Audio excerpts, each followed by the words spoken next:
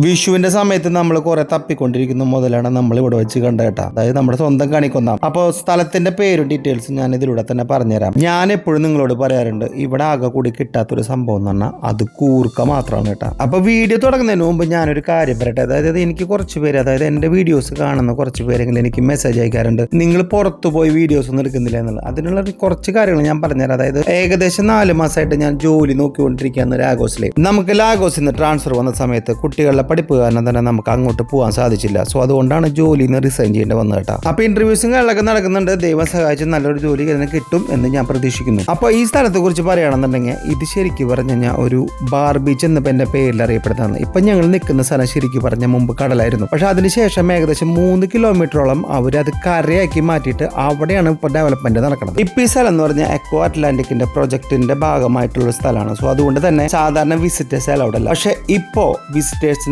അവരെ അലോ ചെയ്യുന്നുണ്ട്. അപ്പൊ ലാഗോസിൽ താമസിക്കുന്ന ആളുകളാണെന്നുണ്ടെങ്കിൽ ഫാമിലി ആയിട്ട് വന്ന് അടിച്ചു പൊളിച്ച് തിരിച്ചു പോകാൻ പറ്റിയ ഒരു അടിപൊളി സ്ഥലം തന്നെയാണ്. പക്ഷെ ഇവിടെ ഫുഡ് അലൗഡ് അല്ല. അപ്പൊ അതുകൊണ്ട് തന്നെ ഒന്നെങ്കിൽ നമ്മൾ കാറിൽ ഫുഡ് കഴിച്ചതിന് ശേഷം അതിന്റെ വേസ്റ്റ് നമ്മൾ തന്നെ തിരിച്ചു കൊണ്ടുപോകണം. കാരണം അതൊന്നും നമുക്ക് പുറത്തിടാൻ സാധിക്കില്ല. അതൊക്കെ വലിയൊരു ഒഫൻസ് ആണ്. അപ്പൊ പറഞ്ഞു വന്നത് വേസ്റ്റ് ബിന്നും പിന്നെ അതുപോലെ തന്നെ ടോയ്ലറ്റ് സൗകര്യം ഇവിടെ ഇല്ല. അപ്പൊ അത് നിങ്ങൾ പ്രത്യേകം ശ്രദ്ധിക്കണം. 10-20 വർഷത്തെ എക്സ്പീരിയൻസിൽ ഞാൻ പറയുകയാണെന്നുണ്ടെങ്കിൽ ഇവിടെ ഫാമിലിക്ക് വന്നിട്ട് ആകെ കൂടി എൻജോയ് ചെയ്യാൻ പറ്റുന്ന കുറച്ച് സ്ഥലങ്ങൾ മാത്രമുള്ള, പ്രത്യേകിച്ച് ബീച്ചുകളാണുള്ളത്. സോ അതുകൊണ്ട് തന്നെ ഈ ഒരു ഏരിയ സൂപ്പർ ആയിരിക്കും. അതായത് നിങ്ങൾക്ക് ഫാമിലി ആയിട്ട് ഒരു ഈവനിങ് 5 മണിക്ക് ഇവിടെ എത്തുകയാണെന്നുണ്ടെങ്കിൽ 5 മണി 8 മണി 10 മണി 11 മണി 12 മണി വരെയൊക്കെ സുഖമായിട്ട് ഇവിടെ ആക്സസ് ചെയ്യാം.